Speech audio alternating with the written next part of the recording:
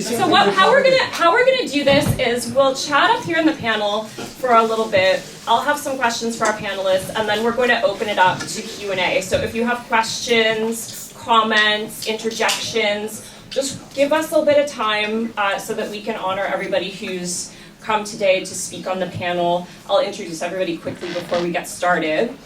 We have Kire Paputts on the end here. Kire worked on a film with Colin Brunton called The Last Pogo Jumps Again. Some of you might be familiar with that. We also have Don Pyle. Don is the author of Trouble in the Camera Club, which is for sale up at the front. He's a photographer, musician as well. He played in Crash Kills 5, Shadowy Men on a Shadowy Planet. Also has a new book coming out this spring, which we should all support as well. So welcome, Don. And we have Ralph Alfonso here. Ralph came all the way from Montreal. Yes. Thank you, Ralph. Ralph is someone else who's worked on many projects and been involved in Toronto punk history in many different ways. He managed the Diodes, started the Crash and Burn, which was the first punk club in Toronto. Ralph is also an incredible photographer, a writer. And so the common theme today with everybody who is here on the panel is that they have all played a role in documenting Toronto punk history. And so that's going to be a big focus about what we're talking about today. And I'll introduce myself quickly as well. My name is Liz. I wrote a book called Treat Me Like Dirt. And that's my connection to everybody here. So again, welcome. Thank you for being here. I will start by asking Don and Ralph, especially coming off this film that we just watched by Suzanne Naughton, I'm always curious, did you know at the time that we would still be talking about Toronto punk, specifically 50 years after the fact? No. I think everybody thought it was probably a phase or a temporary lifestyle adjustment they were going through. Although at the time I was a rock writer as well, so I was documenting it for various publications like New York Rocker, and there was a magazine here called Cheap Thrills that I was doing a column for. So I kind of knew there'd be documentation of it, but I didn't think we'd be here, to a packed place talking about people, sadly, who are no longer with us. So yeah. I never even thought about it being something that people would talk about in the future. I never really thought about the future. But at the moment that it was happening, like kind of what is sort of considered to be punk beginning in Toronto is 1976 when the Ramones came here. And so like I was 14 years old at that time, and to me it felt like a revolution happening.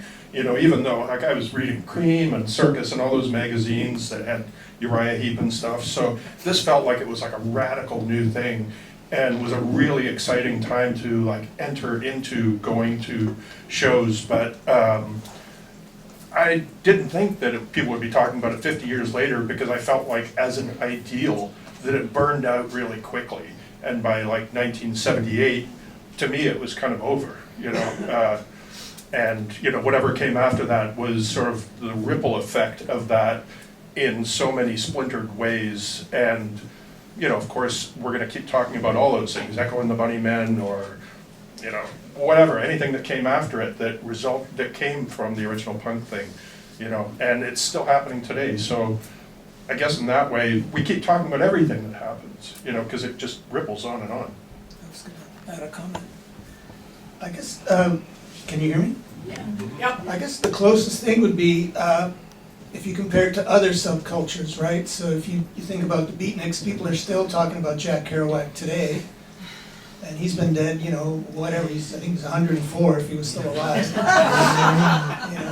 We're still talking about the hippies, and so it's become sort of this archaeological dig for a lot of people. It's like when I discovered the blues through Rolling Stones records. You want to go, wow, this stuff's really primitive. I want to discover more of it. So punk could be like the blues of this generation, right? When you compare 1977 punk to the mainstream punk of today, you know, it's so primitive. It's like, wow, it's amazing. You know, there's a certain attraction to that primitiveness. And the other thing, the irony of it all now is, of course, punk is mainstream, and the rock guys can't get on the radio, you know, because unless you have a punk flavor to your music, you're not going to get played on what's called AOR radio in Canada. So we won. But I don't know if that's a good thing.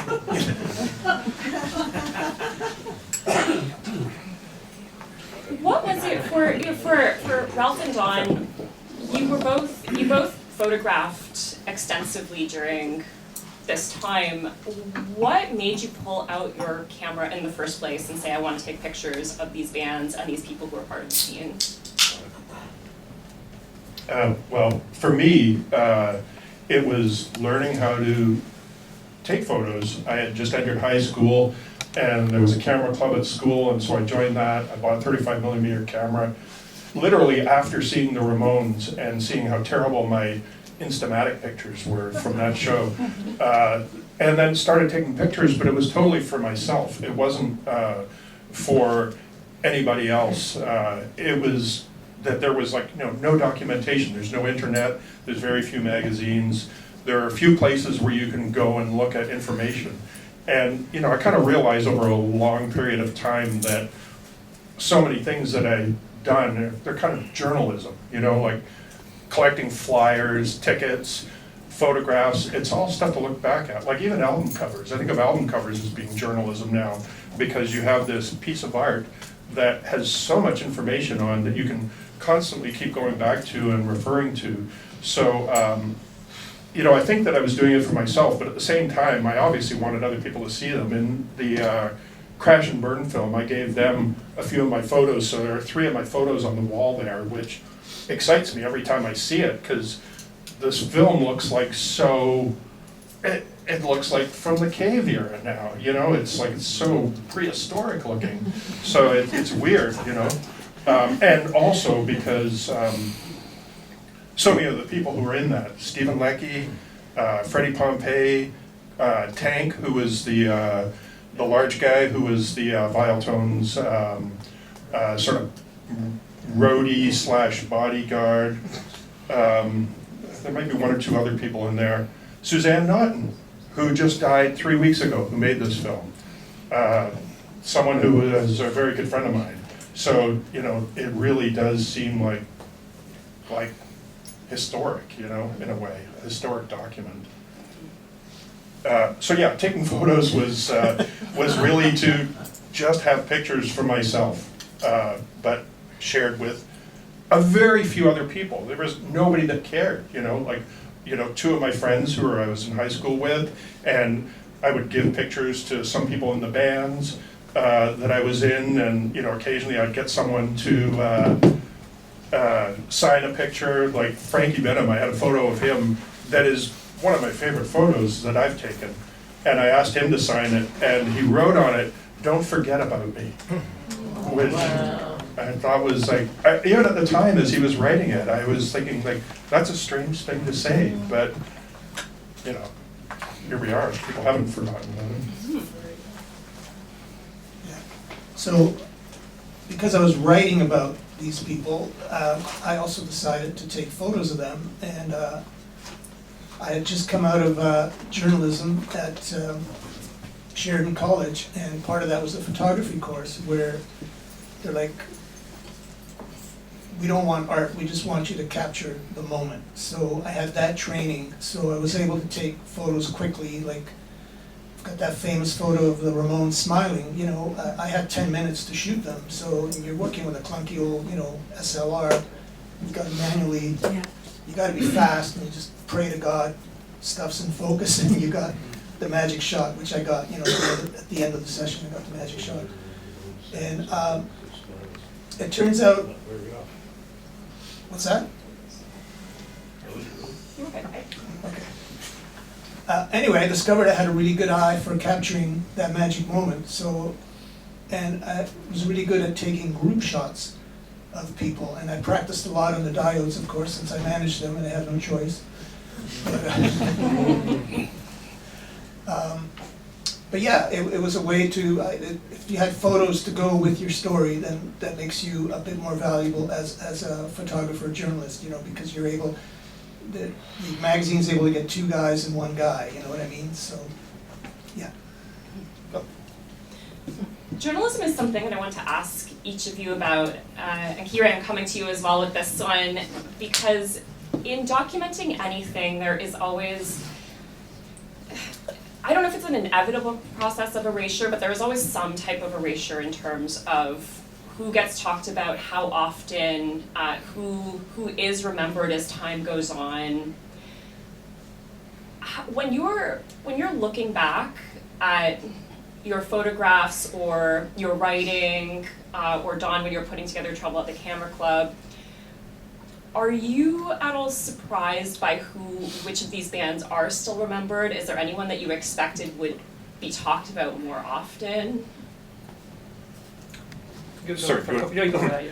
Yeah, Yes, I am surprised, and the biggest surprise is that the records that were garbage from that time are the most valuable ones that people who are 24 years old are paying high prices for. I don't want to name which ones those are, but they were kind of like, you know, sort of like some of the second wave things. So that's the part that like really surprises me, that people think is like a great record, you know. So many of the other bands, you know, you live long enough, you see every time a story is retold, it's told differently, and the details get kind of smudgier, you know, and the details get erased, and stuff does get written out, and narratives kind of carry and become the truth. And I saw this like with the Diodes. Like, I think the Diodes don't get enough respect. They were a very, very important band. They were a great band. And somehow, like, the narrative has, like, cast them in a different way. In some ways, they were sort of outsiders in the punk scene, but they were not outsiders in the very beginning of things that was coming out of, like, the Ontario College of Art and all the kind of, like, really exciting bands from there that spawned this whole thing, like the Dishes, the Doncasters. So it's all kind of like a separation, and some stuff rises to the surface. That's what happens. The middle empties out. Stuff is at the top and stuff is at the bottom. That's kind of my experience. So I call it, because in Montreal I also run an art gallery record store, and I call it the inverse formula of record collecting. So the music doesn't matter.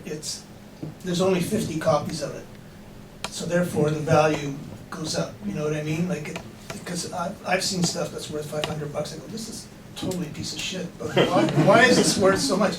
Well, man, there's only 50 of them, and only 10 of them had a picture sleeve. So if I can get a picture sleeve one, and I'm like, okay, you know. But so bands that were popular are not really collectible because the records are out there. But it's the bands, the obscure bands that, you know.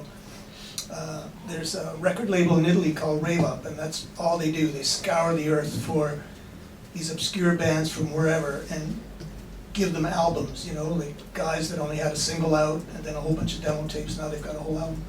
And in terms of documenting, like when we had the crash and burn, we self-documented. There was a Xerox fanzine that we did, and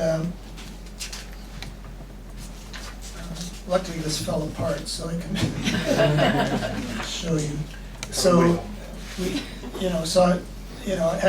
I put outtakes from my Ramones interview in there, and then when I was at CBGB's, I interviewed the Dead Boys. And if you're into comics at all, I was sitting next to a comic book artist called Alan Weiss, and he drew stick figures on the napkin, so I used it in the fanzine.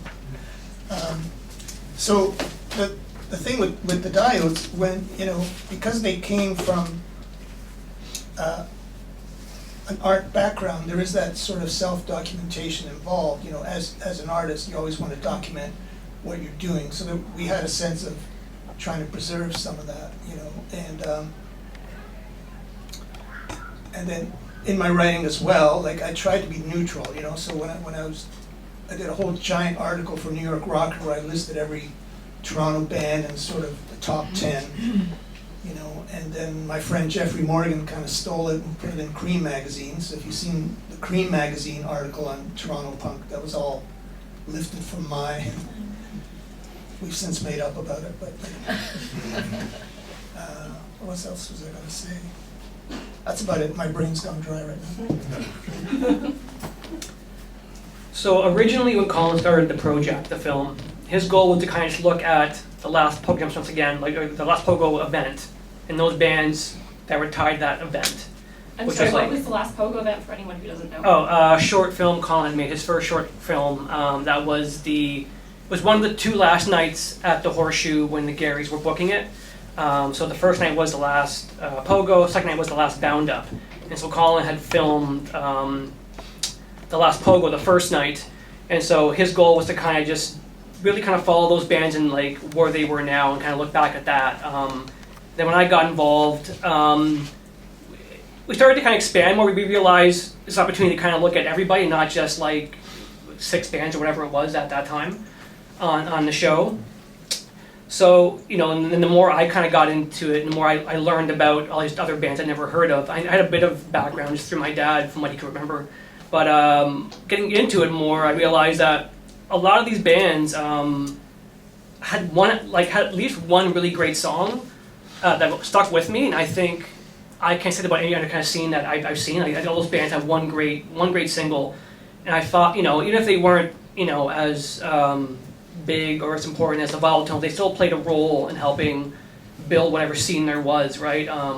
Whether it was, you know, OCAD, or whether it was more the street all guys like the Ugly, or you know, someone like Michael Jordana from the Poles, who kind of came from a different kind of already like, you know, established artist background. So for us, I thought it was important to kind of include everybody and give them, you know, a voice, or at least like, you know, let them know that they existed within that. I was also going to comment on the film we just saw. So Steve Leckie, I think, is one of those charismatic guys, obviously, and obviously very aware of what he was doing and very aware of the mythology involved, because he was a big Bowie fan and all that. So I think everything he did was designed for ultimate shock, obviously. But I think he was also aware of the posterity of it, you know what I mean? Which, you know, we're talking about him, we're showing films about him now. And I think he, unfortunately for him, you know, he had the Nazi dog persona and the swastika stuff, which would prove to be his undoing, unfortunately. You know, that was kind of cool. Oops, it's the bank.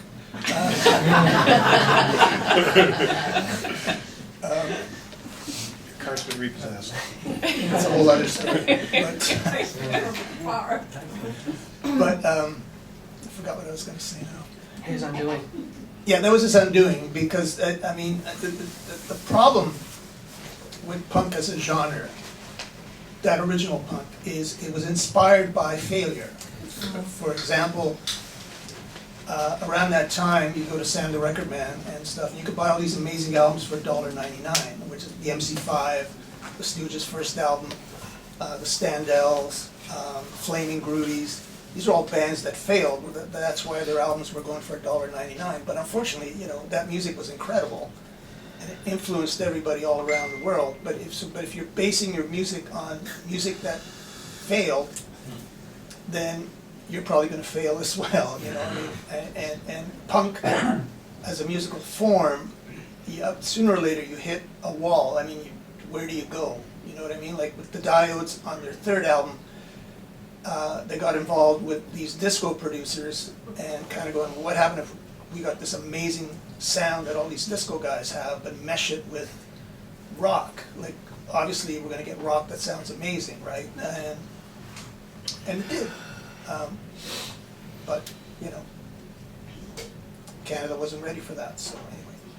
But the mythology is important, you know, and why do some bands get talked about? Well, Steve Leckie's always going to be talked about. I mean, he's stubbing cigarettes on his arm. When I first saw him, I was at the Colonial Underground, And he'd been pestering me for a week, because I had a column in Cheap Thrills magazine. Gotta come see my show, man, gotta come see my show. And get there, and they had a manifesto of what the Vile Tones were all about. He gets on stage, and he's like smashing beer bottles, running them up his arm, and the whole Toronto scene was there. All the other bands were like, what the fuck is going on here? And I go backstage, and I'm talking to him. You know, his arm is like gushing blood. He's like, hey man, you should be my manager. I'm like, no. I don't think so. But then I said something stupid, which came to bite me back in the ass later. I said, you know, because I've been talking with the Diodes, it'd be fun, be cool if there was like Beatles and Stones kind of thing happening, you know. And he took that to the next level, you know, dissing the Diodes all the time. And I called him on it. I said, what the hell's all that about? Oh, well, man, you told me. Oh, shit. Oh, well, anyway. I just want to come back to the film that Kire and Colin Brunton did, Last Pogo Jumps Again. If you haven't seen it, it's really incredible. You should really seek it out. I don't know where it's available to see, but it's like... Vimeo. Vimeo, yeah. It's really long. Is it 3 hours, or was that with 3 hours with intermission? It's like 3.5. Yeah, it's super long. It's long, but it's like, you know, for people who have an interest and, you know, maybe who were there, it's so vivid and gives such a complete picture of what was happening. And with it coming out at the same time as Liz Worth's book, Treat Me Like Dirt, those two things, I felt like Toronto doesn't need any more documentation. This is like over-documented in the best way, you know. You know, when people say like the scene is under-documented, I don't feel that, because I feel like those two things and a couple of other things, my book,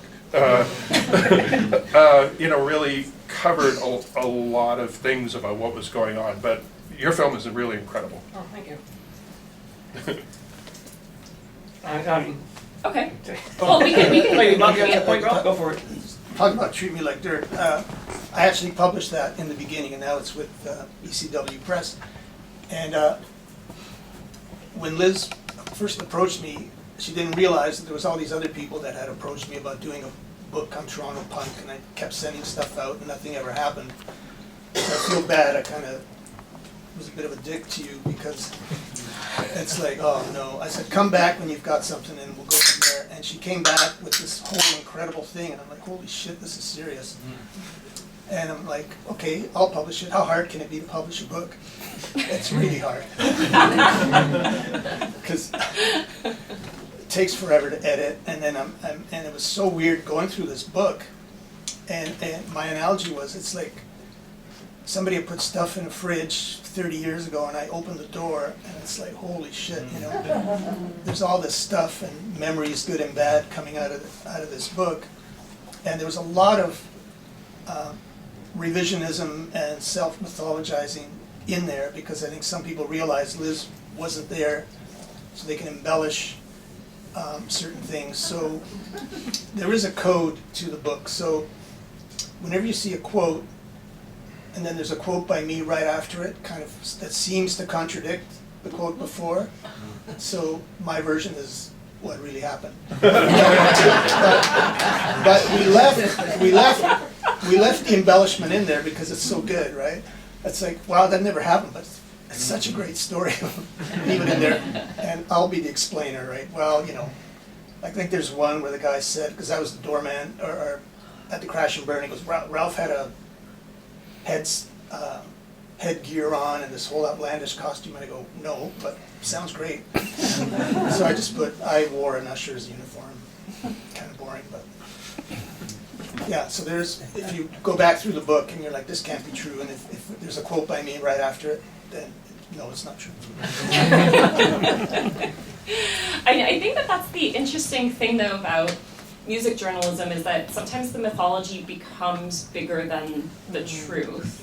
But there is a downside to that as well, where what I found in documenting this history is that some people really wanted me to take their side on things, and they wanted me to give them the last word on it. And Kire, you might have had similar experiences, but it's a funny thing when you are interviewing people, they're being candid, and then they start to see those stories held back up to them, and sometimes people, it changes their perception of things, and then they react to it, and it changes your perception of them as well, because you see this whole other side of them come out. So I'm curious, for each of you, in the process of documenting this history, whether it was in the moment, whether it's looking back in hindsight, does this inevitably change your perception of this story and this music and these people? Ooh.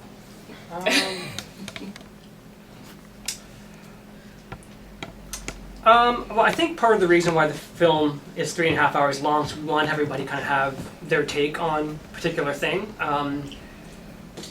And like someone like Steven, like, you never really knew how much was bullshit and how much was actually real, which was the kind of the fun part, for me at least, and trying to figure out, where is, even like a little bit of truth within the bullshit was, so it didn't, I also had a different end, since my dad was a part of the scene, I had a bit of reference and just a history, going into it knowing certain characters and what to expect and what they were like. So I don't think it necessarily changed my view on a lot of people. I kind of had a good idea of going into it. I think the bigger problem was with the film sometimes was, especially after your book came out, there was a lot of people who were angry about how they were portrayed in your book. And so I'd eat a lot of shit listening to them tell me about how much they hated your book and how much they hated you. Especially Steven. Steven would always call you Liz Worthless. Which was tough because we were also dating at the time. So I'm like, do I tell Steven he's a moron? Or do I keep my mouth shut and let him kind of just bury himself in his interview and use that later? So I did the latter, of course. So there were a lot of things like that, I think, that, not a lot of things, but things like for sure I know people I think, I remember like Cass was the one who got upset. Luckily we talked to her, I think, before the book came out, so I think, was Macasta? Oh yeah. She was pretty baffled, yeah. So, it was for me, so I kind of got off track there, but Did it change your perception of people? No, because honestly, most people were actually pretty good to me and Colin. There's only 2 people who were difficult. One was Steven and one was Michael Jordana. Other than that, everybody was super, I think, excited and really excited to be part of the project and give their voice and share their story. So, no, I kind of knew Steven just from stories. I wasn't too surprised. Nothing really changed, I think, for me in that regard. I think, yeah. I don't know, you guys. You mentioned your dad a couple of times, and I don't think you've said who your dad is. Okay. His dad is Kire Paputts, who was a member of the band Zoom, who were kind of like Toronto's, I don't know, maybe the comparable thing would be Modern Lovers. They were a really great band, kind of like before punk was happening, had one single out and retrospectively a compilation. And then after that was the bass player in the viol tones, in the first viol tones. So he's, you were born into kind of like this story. Yes, yeah, for sure. Punk royalty. Yeah, punk royalty, yeah. Just to get back to Treat Me Like Dirt, I got a lot of shit too from people, and one guy actually went through the book and counted how many times his name was in there. And finally I just said, you know what, man, maybe your band wasn't that interesting. and now the thing about Treat Me Like Dirt is, if you haven't seen it or read it, it's all in the first person.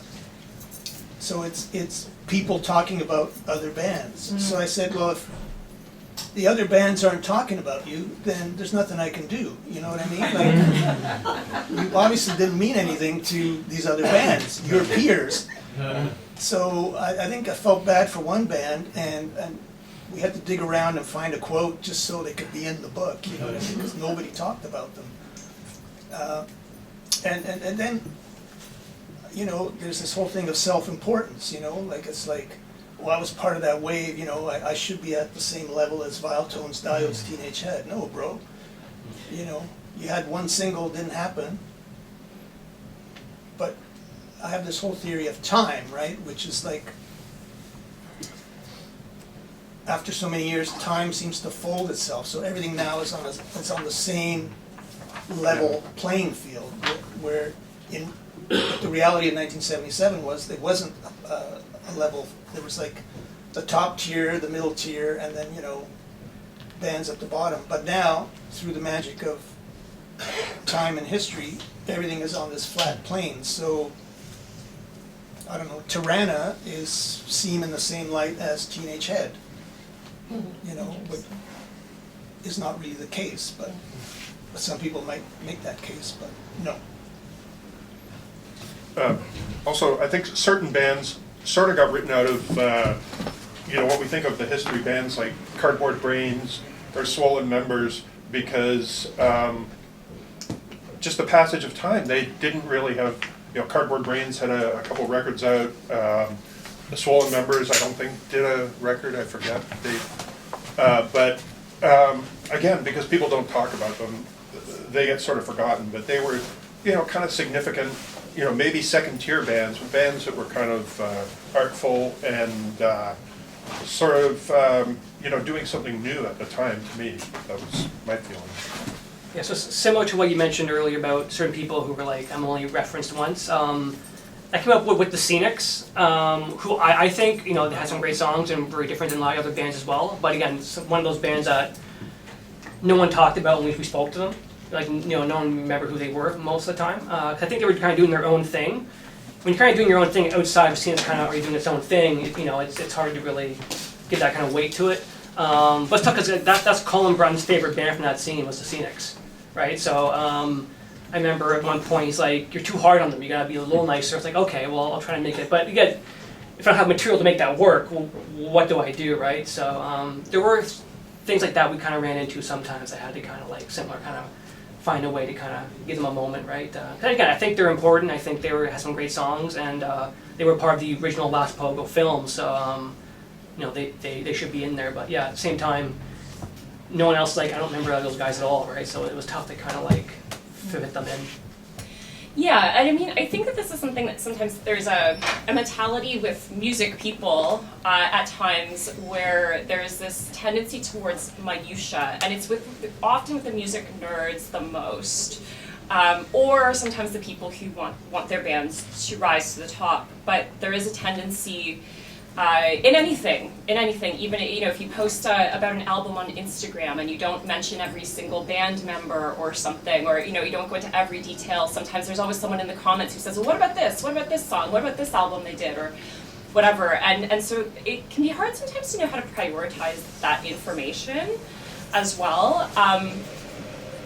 But I think that for me, you know, when I was working on Treat Me Like Dirt, I was going off of the bands that were being talked about still at that time, at least when I was discovering Toronto punk in the early 2000s, and that was the Diodes, the Vile Tones, Teenage Head from Hamilton, Forgotten Rebels from Hamilton, and those were, you know, those were kind of the main ones that were still being discussed. Some of them were still active. The Diodes were active at that time.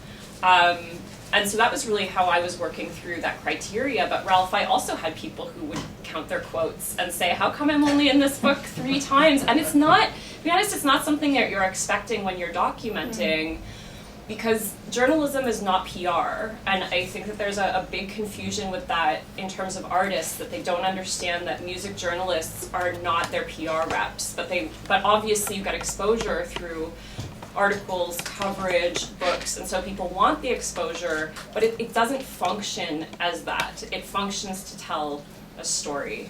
Yeah. So when Jeff Pavir was doing his Teenage Head book, he gave me a call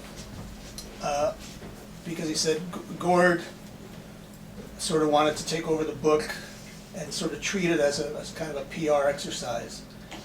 And he goes, what should I do? I said, you know what you should do is write their story from your perspective.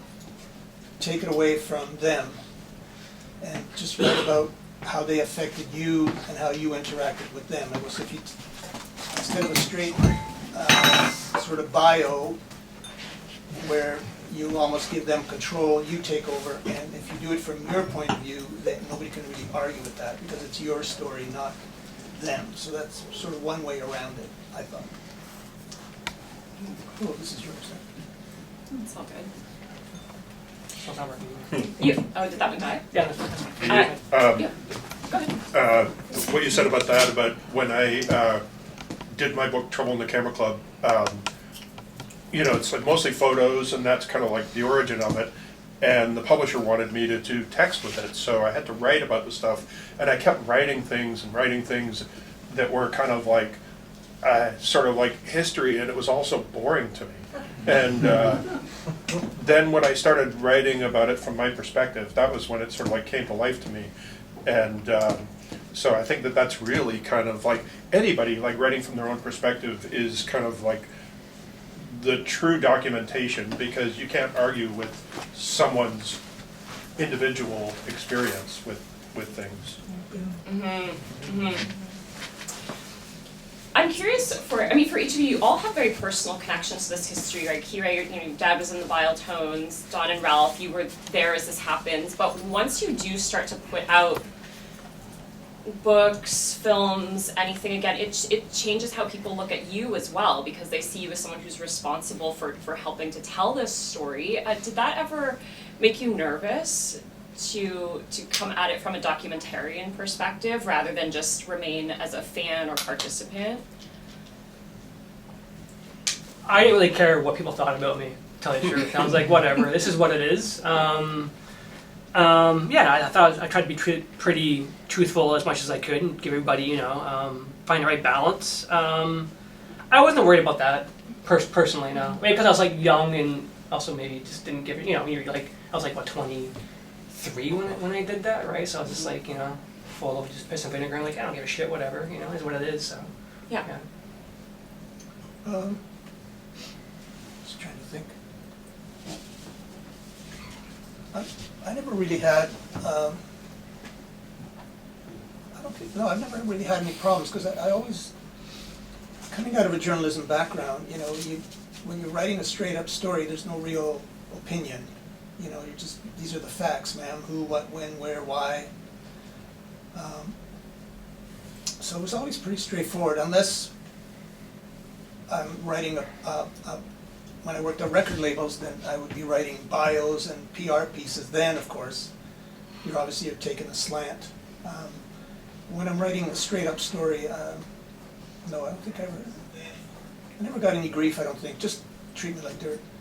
Trying to think. Yeah, because I did stuff for New York Rocker, and I did the whole thing on Bomp, for Bomp. I did the whole overview of the Canadian scene.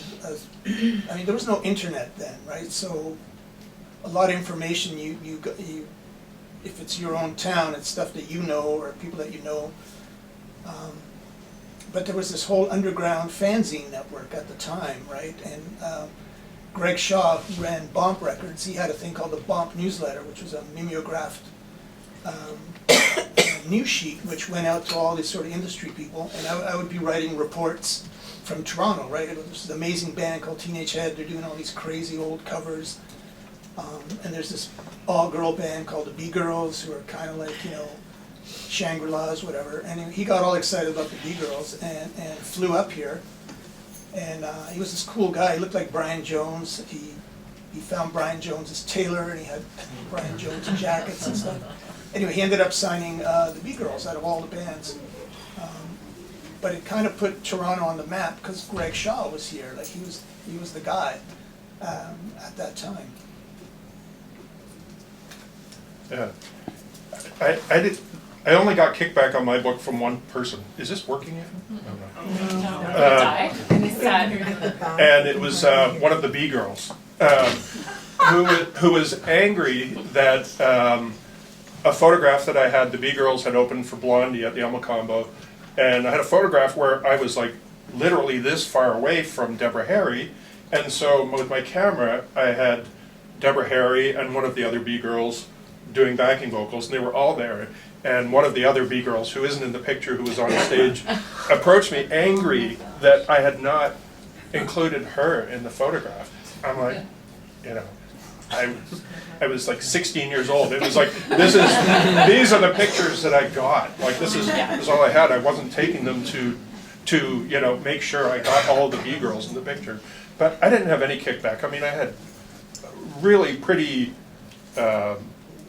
across the board, like, positive response to my book. And honestly, my book kind of surprised me because I didn't, I hadn't even seen a lot of the negatives, a lot of the pictures that I took until I bought a photo scanner, a negative scanner, and scanned them. And I was kind of shocked because, you know, I was shooting all these pictures and then just couldn't afford to print them all.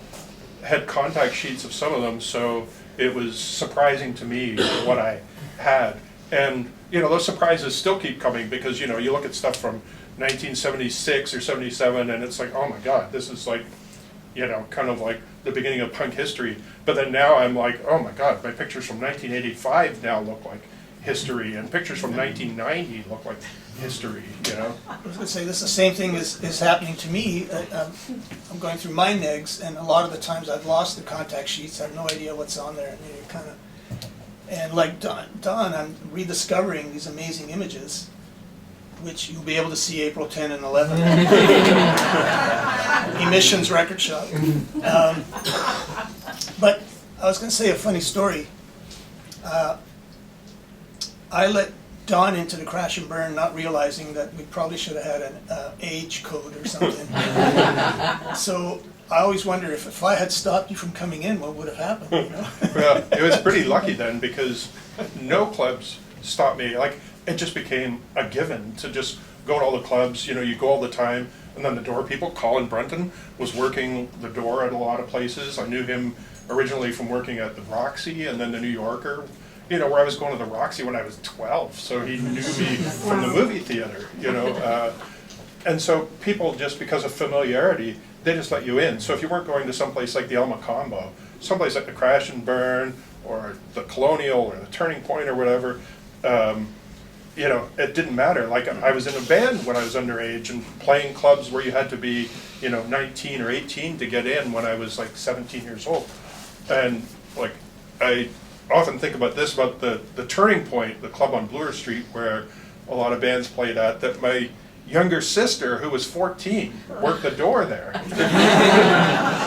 So it was like, it was very lucky that people were pretty loose, but, you know, I was conscious about that and kind of like trying to sort of like fly under the radar and look more adult, you know, cutting my hair short and wearing a leather jacket and you know, stuff like that that just kind of made you look older. And, you know, luckily I was tall and looked older, but I certainly didn't look 19 years old, you know. So like when I was going to Crash and Burn, I was like 15 years old.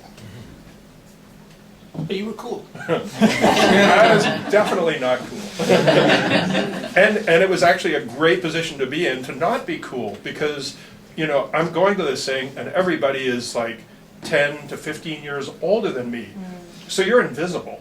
You know, they don't care about you because there's this whole scene that's going on that's about, you know, kind of like as all nightclubs are, that's about mating. It's about, you know, kind of like getting laid, drinking beer, making the scene, looking good, and like this film, the Last Pogo Jump, or the Afternoon at New Rose, Afternoon with the Vile Tones at New Rose. That film, every time I see it, I kind of see it differently because of the passage of time. Like, I see people, like, you know, when you're older, you look at young people and you see how self-conscious they are. And I totally see that in that film where everybody's like smoking furiously and drinking and, you know, kind of posing, and it's hilarious and cute, and they look like children, you know, like you really see kind of like the self-consciousness of being young, you know. Yeah. The real star is the girl with smoking, Susie Mew, I think her name was. So I always wonder, where are these people now, right? Yeah. They got to be in their 60s or 70s now. Like, is she in Scarborough somewhere? I mean, I don't know. And grandchildren. Exactly. Yeah. Yeah, Don, you make a good point. It's something that I've thought about a lot because when I was researching Treat Me Like Dirt, there's archival material out there. You can find old articles about the Toronto punk scene, but it's not always great quality material, I would say, because there weren't a lot of, with some of the mainstream publications that were covering punk, they weren't covering it for the music, they weren't doing deep dives on the bands, it was very much almost, you know, look at The these, sensation. yeah, look at these zany young people, the things they're getting up to. And so it was a challenge for me in that way, where I really did have to dig deep with interviews to talk to people and to get a sense of what was happening there, because it wasn't, the documentation wasn't great at the time. Do you want to speak to how it was covered from a media perspective? I could talk about that. So you've got different streams of media, right? So the mainstream media, they basically replaced hippies and beatniks with punks. So they treated it the same way. Look at this. This is ruining our youth. Would you let your daughter marry a punk? And it, again, not about the music, but about the sensationalism of it. You know, riot at the Colonial with blah, blah, blah, right? But the bands were quite savvy about this, because once we realized, okay, this is what you want, this is what you're going to get, because if we did this, then you're going to give us full page or a half page photo. So Steve Leckie was the master of that. You know, you just come out with whatever comes out of your mouth, and you know you're going to get a quote in whatever. Now the second tier came a little bit later, was Shades magazine, which is very important because they were doing straight up interviews and articles on the bands. There was also some fanzines during that time. I think there was one called Toronto Punks or something. Gail Brick. Toronto Punch. Toronto Punk. Gail Brick did, which is like a Johnny Garbage Can, wasn't it? Yeah, yeah. Johnny Garbage Okay, Can yeah. Johnny did Garbage his own fanzine, which he was, you know, kind of a manager of the ugly, so it was all about the ugly. You know, And bands were doing that. The Violtons did that. Tone magazine, and yeah. but yeah, because I was talking to Liz about this before, and you know, I mean, there was some empathy in the Toronto Star. There was a guy called Peter Goddard who wrote some good things, but he was influenced by this other guy called Stephen Davey. He was the Dishes drummer, and he was writing for the Toronto Star as well. So it'd be kind of like, okay, punk stuff, Stephen, you go write about it, or he would put a good word into Peter Goddard, and Peter Goddard might do a piece on whatever band was happening. And I remember there was one article in the Globe and Mail. Alan Neester at the time, he went to see this group called Moxie at Massey Hall, and he went to see the Diodes at the Crash and Burn, and he had this whole, you know, not them, you know, it was kind of like, here's these, you know, classic rock guys doing their thing, and who are these guys, you know? But we looked at it and go, wow, great, half page in the Globe and Mail. Awesome, thank you very much. You know. Should I go on? Kire, did it influence your research in terms of what you could access or find that you used for the Last Pogo, or that you used to help inform anything for you? Yeah, I mean, the toughest thing about the film, why it took 7 years, is because we're trying to track down all of this stuff, like who actually owns this stuff. We licensed, I'll tell you in a second, I wrote it down, it's like something ridiculous. It was basically, oops.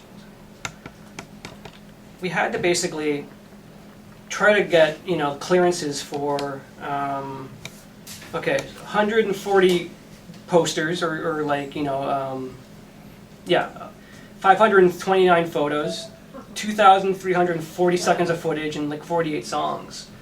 And a lot of this stuff, you know, I mean, some cases was great, like, you know, dealing with like, you know, Don or Ralph was really simple, right? Your photos and you all the diodes, the publishing now is easy, but, you know, other things, the ugly stuff in that, right? Trying to figure out who controls that, right?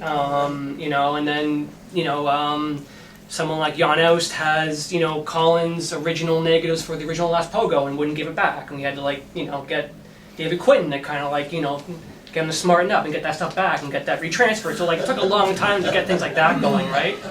And it kept, you know, and then sometimes, you know, we think it'd be close to being done, and all of a sudden, out of the woodwork, some guy would be like, I have this cassette taping of the Violtones at, like, the Outrage show or something. Like, well, amazing, like, let's hear that, right? So, in some ways, yeah, I think we had to wait that long. That was the hardest part, was trying to figure out who owns this stuff, how do we license it, how much money do they want for it, yeah, I mean, I learned quite a bit. I mean, for me, this was like my real film school. I was at Ryerson at the time, but I mean, yeah, compared to what I learned on the Pogo, it's changed everything for me. So it was, you know, it was a real lesson, you know, not only, you know, how to actually conduct an interview and light and, you know, the more kind of just interview kind of type things, but also, yeah, like the legal side of things, like figuring out, okay, who owns this stuff, how you license it, you know, how long you license it for. And so, yeah, kind of got off track there, but Yeah. Just to clarify, so when you do a documentary now, you can't just do what Suzanne did, just throw music on. You have to get clearance for everything. If you've got a poster in the background, you've got to get clearance for that. If you're trying to use music, you got to get clearance from, okay, who owns the audio and who owns the publishing, right? Like if it's two different entities and the publishing guys want $5,000, then you kind of have to give the audio guys $5,000, right? It's really convoluted, and you know, it's amazing that you guys got everything. well, the good thing is, like, a lot of stuff isn't worth anything at the time, right? It was kind of like people were just happy to give it to us. They're like, please, yeah, absolutely, take these tapes no one's listened to in 50 years, right? There's always the one guy. They're, yeah, well, the problem, yeah, like, you know, pick on, yeah, but yeah, you know, This is Jan, worth millions. yeah, well, it's Jan, right? Everything's stocked in his basement. He's hoping he's gonna make $1 million, and it's like, well, it's not gonna happen, dude, right? You missed your ship. So there's things like that. But yeah, it was, you know, and again, everybody was really easy to deal with for the most part. I mean, would love to have like the polls involved somehow, but that was on their end. That wasn't my decision, right? So, you know, so. Part of the problem with documentation right now is, in terms of like getting rights, is that everything has become corporatized. Yeah. Almost everything has been sold to corporations whose sole purpose is to make money off of these, you know, what do you call them, products. You know, they don't care. Like, I worked on a film where I was trying to get licensing for all these songs, and I had deliberately chosen Canadian artists with women singers because of what the film was. And there was some really obscure stuff. And as I went through all of them, I was discovering that almost all of them were owned by this holdings company in Quebec, who were basically had gone through Canada and bought up every like unknown 50s, 60s record, the rights to things where people are just like, sorry? Unidisc? Yeah. And it's like the past kept leading back to these one people who have, with, you know, kind of collected all these assets, you know, because they see them as assets, not as like, here's some great information which should be shared. And yeah, so it's really difficult. Like, I have a book coming out in May, and something I learned from doing that is don't quote anybody. Don't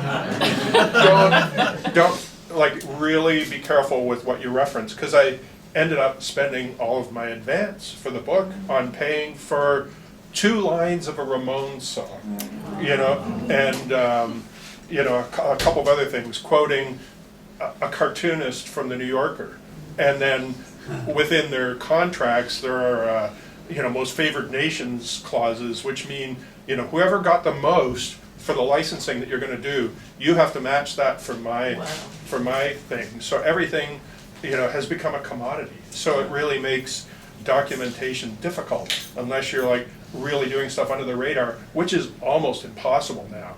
You know, you have bots scouring YouTube and every other place that, you know, it's not even a human looking at it. It's computers that are analyzing waveforms and flagging, you know, that you used, you know, this song in this piece of film, and then they block it because some corporation owns that thing. Yeah, I've heard this from other writers as well. Quoting song lyrics is very, very expensive now, depending on, especially, and it's there's no standard rate. It's whatever they want, basically. Yeah, and the company that I had to go through for the Ramones lyrics, it's like I wasn't even sure. Like, am I being scammed here? Yeah. Because it was like a sheet music company And it's like all the Ramones are dead. I had written to like anyone I could know, or, I could find like, Dee Dee's wife, Johnny's wife, and tried to find like who owns this, and then, was funneled back to this thing, and I'm like, I don't feel good about paying money to this thing because I don't even know if I'm really legally licensing this stuff.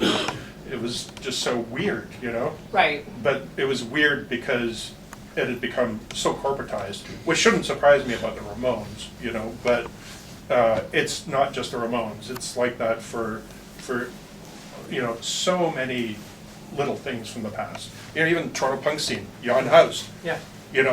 Illegally, in most cases, owns the rights to things Yep. because he has possession Yeah. of the master tape, of various artifacts that he's acquired by pretty dubious means. I know different people who've loaned him tapes to digitize, and then he won't give them back unless you pay a fee for the digitization.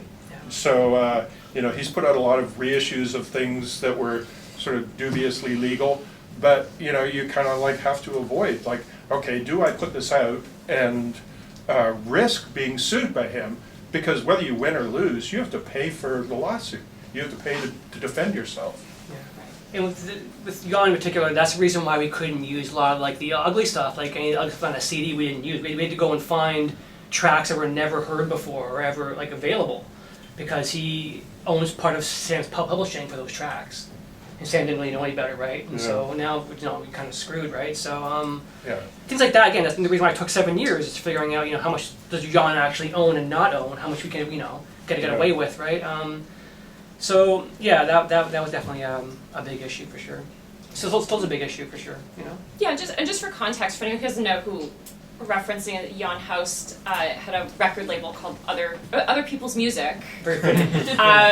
And in spite of these issues, I have to give Jan credit for putting out some of this music, because at the time, when I was discovering a lot of these bands in the late 90s and early 2000s, Jan was producing a lot of this music that had never been issued before.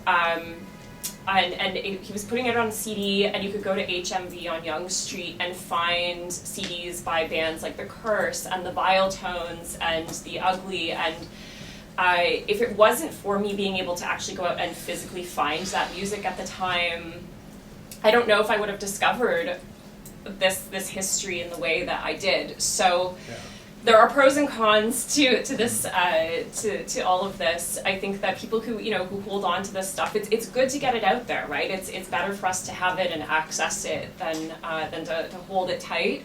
It's an unfortunate part of the era that we're in right now, where a lot of this stuff was under lock and key for various reasons. Yeah. I think what you're saying is so true, because it's a real double-edged sword, because a lot of this stuff would have been lost if Jan didn't have it. So, kind of like whatever you think about his means of doing it, it exists. It didn't end up in a trash bin as like, when CBC dumped their archives, like literally trashed it, putting it into a dump bin. Jan got a lot of things from that. And so, I know different places where he's got things from, and so those CDs that you mentioned, they're great, That Curse CD is fantastic. Yeah, these are all really important documents, right? Again, whether people always agree with them or not, whether they feel like they should be on CD too or whatever. It's all important that this stuff exists. I'm going to do one last question for the panel, and then we'll open it up to audience questions. I'm curious for each of you, because you all do different things. This isn't your full identity. It's not wrapped up in Toronto punk history.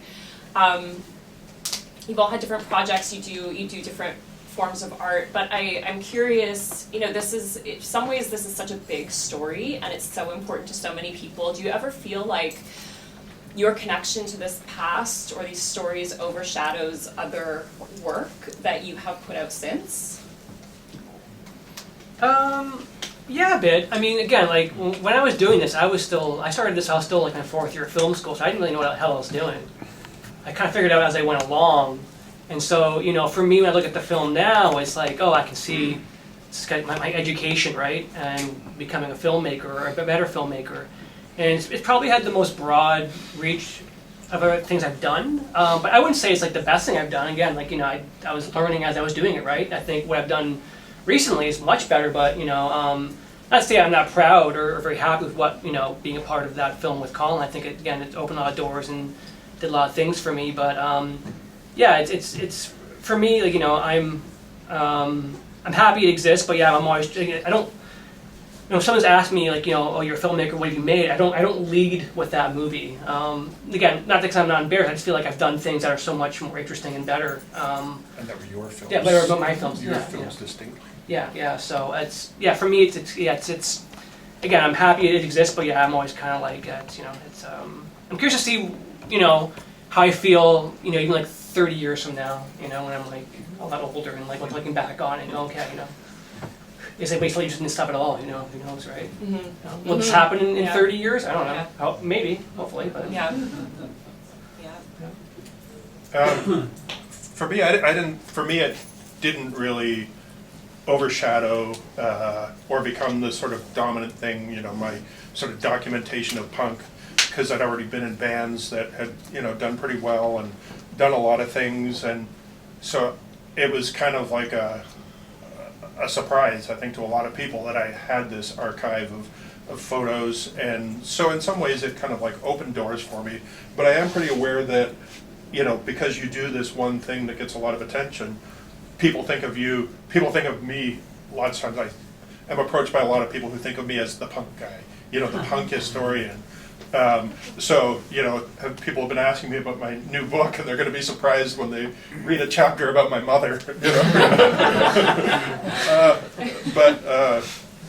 Yeah, you know, I don't mind, because like all this details and this stupid stuff that just like lives in your brain and that like really kind of like excites me, you know. Like I watch like every documentary and I read so many books, and just like reading about music, you know, I try and diversify and engage in a lot of other things than I do, but you know, it's truly music that always gets my attention. So you know, in a way, I don't mind. It's kind of like a good use of this otherwise useless information that I have living in my head. Well, I mean, I'm pretty proud of everything I did in that era, and I mean, after punk, I got sucked into the record industry machine, and nobody cared about any of this stuff. And for years,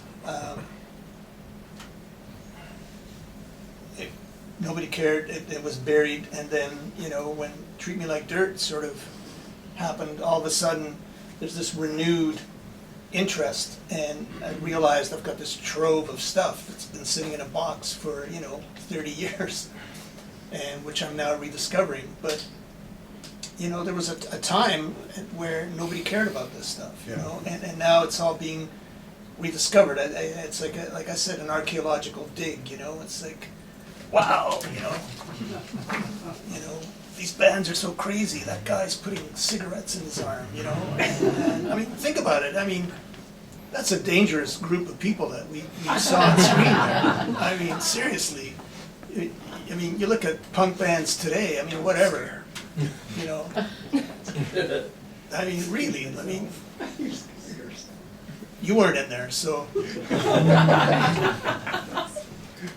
You were pretty fucking dangerous in your day there. You know, I mean, that was I think that's part of the allure of 77 punk is this sort of danger associated with it. I mean, these are raw, primitive people. Like, there's no template to what they're doing. We're all making it up as we went along. You know, now it's all formalized. Your record's got to sound a certain way. You got to look a certain way. There, it's like, you know, it's just a mishmash of everything. And it was all happening spontaneously all around the world. You know, it's like pre-punk. Like the Brits, I have to hand it to the British because they're always first. They always have to be first. And yes, and you know, I mean, we were lucky here because just talking about the media, like there was literally no media here. There was like, you know, the Toronto Sun, the Globe and Mail, Toronto Star. There's no real music magazine. I mean, maybe Beatle magazine. Whereas in England, there's like fucking 6 weekly music mags happening, right? So they're constantly churning and writing about something new. And we were lucky here because Cole's bookstores used to get all these British mags. I mean, they were 3 months behind, so we were always 3 months behind on what was happening on the British scene. But I remember at 1975, because I come from the comics geek world, so I did this trade with this guy in England. I said, I'll send you a whole bunch of American comics if you send me, you know, British newspapers and magazines. So I remember getting, I think it was NME 75, and they had a whole thing on the New York scene, Jane County television, and it wasn't called punk, it was just this New York thing that was happening. And so the Brits absorbed that, and while they were doing that, the rest of us were discovering the Stooges and the sort of primitive, return to primitiveness was happening, you know what I mean? So it was all simultaneous. And I've lost my train of thought. Yeah, so because it was all happening, like it was almost like anything goes, you know what I mean? Like you could be an outsider and be accepted. It's like it was a place for ugly people to get together and nobody would bug them, you know what I mean? That was kind of the thing at the time. You become a persona, you know, but some people, you know, took it too far, and I call it, you know, you're touching the electrical wire, and if you get too close, you're going to get burnt. And so some people, sadly, are no longer with us because of that. But that was the thing. I mean, you were pushing it to the limit in certain ways. I mean, now it's pretty milquetoast, you know. Except for Derek Whibley, he almost died, but it's a whole other story. Some of the documentation, like you mentioned Beatle magazine, I don't know if any of you remember that. It was a Canadian music magazine, and you had to like really, like there was so little media that was covering anything that you had to like look for clues, like one thing. Like there was a review of Brian Eno's Taking Tiger Mountain album in Beatle magazine, written by Stephen Davey. So when I saw that Stephen Davey is in a band, it's like, I have to go see this band. He wrote about Taking Tiger Mountain.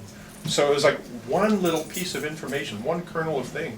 Like you had to kind of like put the pieces together of what was catching your attention to kind of like navigate your way through kind of like understanding or finding stuff. I got a funny story about Beatle too. There was an issue of Beatle where they had this garage rock section in the middle, and it was written by a guy called Tom Harrison, who was a writer in Vancouver. When I moved to Vancouver, Tom and I ended up in a band together. So this is like 20 years apart, but so Beatle is the connector. Yeah.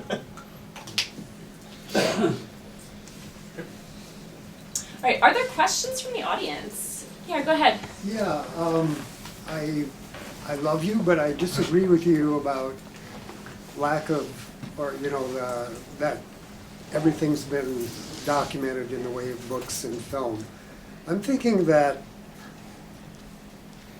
there's enough material by Stephen Davey to be put together in a book or album to further document that era, because Ralph and I have talked about how Stephen had a kind of office in the back room of the Beverly Tavern on the second floor, and he would kind of hold court there, and people would kind of approach him, you know, like he was some kind of potentate. Yeah.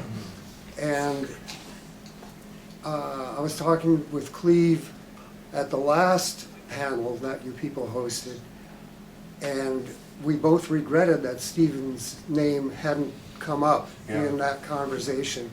So I'm really glad that Stephen Davey is being remembered now, but I'm thinking a book, an album. No, I agree with you that there's always room for more, and you know, I kind of feel like these two, Liz's book and Kire's film coming out at the same time. It was like having a really big meal. Where you're like, you don't want to eat again for a while, and then eventually you get hungry. And Stephen Davey, very significant person. Like I always think about Stephen Davey, that not only was he writing about really good music and like Beatle and all these other things, he was a great raconteur, really smart guy. Ended up being the food critic at Now magazine, and I always think like who else has like written songs for the Diodes and for the Violtones, the two kind of like oppositional things in Toronto. So like he's a really, and was in the Dishes, the drummer in the Dishes, like like kind of almost like ground zero of Toronto art music that sort of became punk. There's a whole dissertation that somebody did. If you're here in the audience, I'm sorry, I forgot his name. But anyway, if you go online, there's this whole thing on how musicians from Thornhill influenced Queen Street OCA punk thing, right? It's quite well done, and he's got a book coming out on Martha and the Muffins.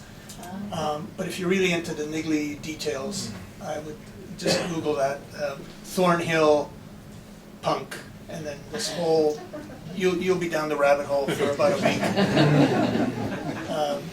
But Stephen Davey was a character because he, when we were building the Crash and Burn, he was there, and he always had a song for you, and he's pushing you further. He was almost like a father figure to a lot of bands, right? And or it was almost like he was waiting for this. You know what I mean? Like finally, there was a movement that had caught up to what he had envisioned in his brain. Unfortunately, like all kids, we turned on him eventually. But he also had what I think is like the very best quotes of kind of like what was happening in the early days, talking about there being room for like everybody, and he was talking about referring to the Violtones and the Ugly is like they're dumb and we're smart, and there's room for everybody. And it was true. It was like bands traded on being dumb, and other bands traded on being smart. He was the only guy who didn't speak to us that I really wanted to have in the film. Everybody else I didn't really care about, but he was the ones like, I'm kind of sad he wouldn't take part in it. So mostly because he was angry at Colin still for not being included in the original Last Pogo. Yeah. So it was like things like that would come up too. It's kind of like really like 30-year kind of like grudges run deep. Yeah. In the Toronto punk scene. Yeah. So. Yeah. All right, question. Yeah, up the back there. Thank you for this discussion. As somebody who's done some music writing and plays in a band right now, I love hearing about stories from the past and some of the acts that use and that sort of thing. So my question is, given your experience, like over the last 30, 40, 50 years, kind of doing the chronicling that you've done, and just kind of being immersed in the scene the way that you have, are there any stories from, let's say, the current generation that you think will get similar discussion maybe 30, 40, 50 years in the future? That's a good question. Is there anything we're going to be talking about that's happening now? Currently? Yeah. I mean, I totally think like Slash Need, Toronto band, they're so exciting live, and like there's so few bands that I see now that are really exciting visually and kind of connect to all kinds of things as it is with young people, where it's like Madonna and Mariah Carey and the Sex Pistols all have the same kind of like meaning to them, and so they're really exciting things for their generation, and I kind of feel like they're a band, and the scene around them, which to me is really exciting because it connects to so many things, and something that I've thought a lot about with like current punk scenes is that this music, like hardcore punk, that came after this, first couple of waves of punk, was like one of the most like boneheaded, sort of macho, thuggish kinds of boy, male aggression thing. And now it's like the scene that is most welcoming to trans people, to queer people. So I think that they're kind of like, you know, like the Hidden Cameras, I think, had a real golden moment that was really amazing. And I think Hidden Cameras and Will Monroe, that what they did are still being talked about and will be talked about in the future. And I think right now, Slash Need and kind of like the sort of scene that they're part of is going to be talked about in the future. Good question. Yeah, go ahead. Yeah, well, what's the date on that afternoon to New Rose, and where was that, and what did they sell in there? Was it a record store as well, or? It was a clothing store. So Margaret would make a lot of the clothes that she sold.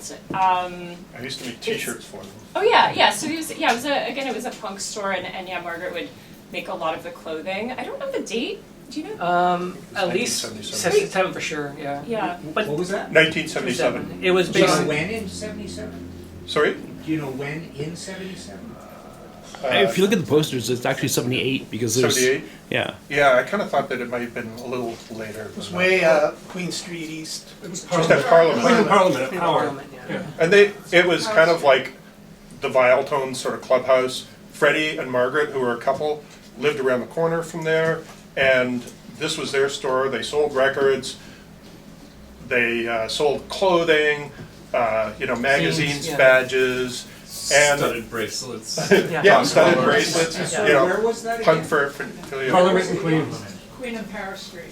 Queen Queen and Power. Power. East. in between Parliament and South Power. side. Yeah, so it was kind of like their sort of clubhouse, like as you see in the film, people would just go there on a Saturday afternoon and hang around and drink beer and Play get records, yeah. wasted. Jagger went there. Yeah, I was there. I was there the day that Jagger was there. I was writing a story for Bump, actually. It's just an update on the Toronto scene.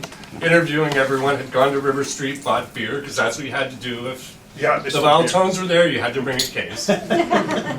And outside, all of a sudden, this huge white limo shows up.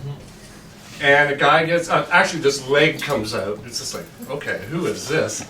It was, what's her name? Jerry Hall? Jerry Hall, and then Baby Jade, and then Mick. And in the store window were free Keith Richards shirts, like free, because he had to play the CNIB thing. Right. So they came in. Freddie was there for sure. Margaret was there. And I took pictures, sent them to the Sun, but they wouldn't pay me for them, so I went like that. They used someone else. I'm quoted in the story though, and I got his autograph. Everyone else was way too cool to ask for an autograph. I got it. So it was a monumental day. And it really put it on the map, because all of a sudden, New Rose was on the front of newspapers. I was gonna say, like, if all that inventory and all those posters still existed, that's like $20,000-$30,000 worth of stuff. Because those Sex Pistol shirts you can see in the movie, they're the A&M ones, because I bought mine there. Oh shit. Yeah. Yeah, there's collectors collecting all this stuff. Like, I think there's a Dead Boys Diodes poster I did. It's going for $100 on eBay, and luckily I have some still. And it's insane what's happening right now. Like, everything is collectible, But I like that some things are not collectible. A friend of mine is friends with Gary Topp, who most people probably know for him promoting all these great shows, and he was at Gary's place, and they were starting a fire in the fireplace, and they needed some kindling, and Gary said, there's a barrel around the corner there, just go get some stuff from that. And my friend went over, and it was a barrel full of all the flyers that from all the shows that Gary had done, like flyers that sell for like $500 each. And they were using them as kindling. I was like, yeah. I love that there are also people who don't treat this stuff as precious items. Was there a question in the back? Yeah, go ahead. Ralph, you were talking earlier about scenes arising spontaneously, but like if you look at the American UK punk movement, like Chrissie Hynde went to England in like 1976. like Suzu Sue as well. Like there was a lot of travel involved, right? Like, you know, I don't know, Chrissy Hine was like working at Sex, like the Yep. Vivian Westwood. Yeah. So I'm really curious in the Canadian context, like people must have been traveling. Yeah. Like, can you talk, because those Yes, are the stories that I the- don't know, like I don't hear those kind of banal, then so-and-so went to LA or whatever, New York. OCA would do bus trips to New York. So a lot of those guys, once they're in New York, it's like screw the art galleries. They all went to CBGB's and Max's, and came back. It's like, wow, you know, we got to recreate what we just saw there. So there was a lot of that going back and forth. So, and like I said, we were getting stuff from England. So Toronto was a real sweet spot. Before Chrissy Hine went to England, Chrissy Hine came to Toronto. So there. Fun fact. And also Steve Koch, who played in the Vile Tones and a lot of other bands, and he's still active as well in this community. He went to England before, he's from Calgary, but he went to England, first saw a bunch of bands in London, and then eventually moved to Toronto. So there was also that exchange happening. And Jeremy. Dave Ray. Barracuda. Do you know Was what that- year? Dave Ray Oh, yeah. went to Dave New Ray. York. Yeah, and there was Joey Shithead, when he had a group called the Skulls. He came into Toronto, and he tried to get on I think there was a Diodes, was it the Curse opening? Anyway, we were doing a show at the Shock, and these guys show up and they wanted to get on the bill, and we said no. But I ended up talking with Joey backstage, and I go, oh wow, like you're from Vancouver, like you should have gone down to LA because there's all this stuff happening in LA. He goes, yeah, we thought about that on the plane. But anyway, Then they did. but they hung around here. They put out a fanzine called Drones, and they slagged everybody except the Ugly and the Vile Tones. And then in their final issue, they're selling their gear. There was an ad for their gear. And he went back to Vancouver and started DOA, and the rest is history. There's a great documentary. Like I own an art gallery in Montreal, and we also show films once a month. And there's a great documentary on Joey Shithead. He's a city councillor now in Burnaby, BC. but he still tours, and it's a great documentary because they've got all this archival footage. But it's so weird to see him in this suburban house with his wife and normal-looking kids. And anyway, shirt and tie on city council. Oh well. Yeah, go ahead. Kire, you did a great job with the Last Pogo Jumps Again. To celebrate the 30th anniversary of the Last Pogo, there was a huge show at the Horseshoe, 2008. A lot of great bands played. Any idea on if any of that footage is ever going to be released? I didn't shoot a lot. I that night I was there. I shot actually some film, some 16. I don't know if anybody actually did. You record that show? Because I did it for Colin. There was Oh, a did whole, you? There was a whole crew that Colin got together. Oh, maybe Aldo has some stuff too. It's possible. Yeah, it's definitely possible. Colin's got all that stuff. Yeah, I do. I have all that. Yeah, I mean, at some point, for sure, I have to go back and look at it. It was definitely a fun night, though. Again, that's when like the film was still kind of more centered around just that one event before it kind of blew up into something else. But yeah, I mean, it's definitely a possibility. Yeah. I'll ask Colin about it. Yeah. Yeah. Great. Well, thank you so much. Before we wrap up our discussion, I'll just make an announcement that we're going to switch the room over to do some screen printing. So Kingi and her team are going to move some things around, hang out, have a drink, and you get to make a tote bag, or if you brought stuff to print, then you can make a little souvenir from the day. Before we wind down, I want to thank Kingi as well for hosting us here at Peach Berserk.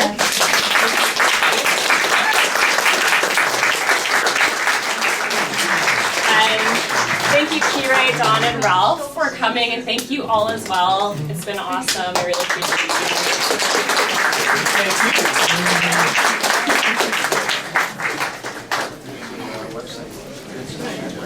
I call you every once in a while, I never get to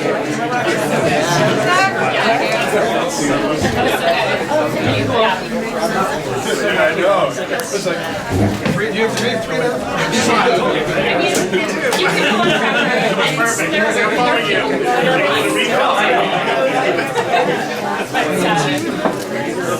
Alright. After I get back,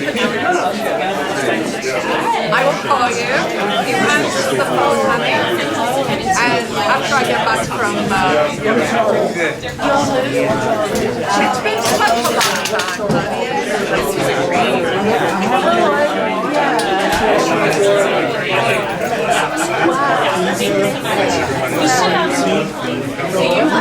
Yeah,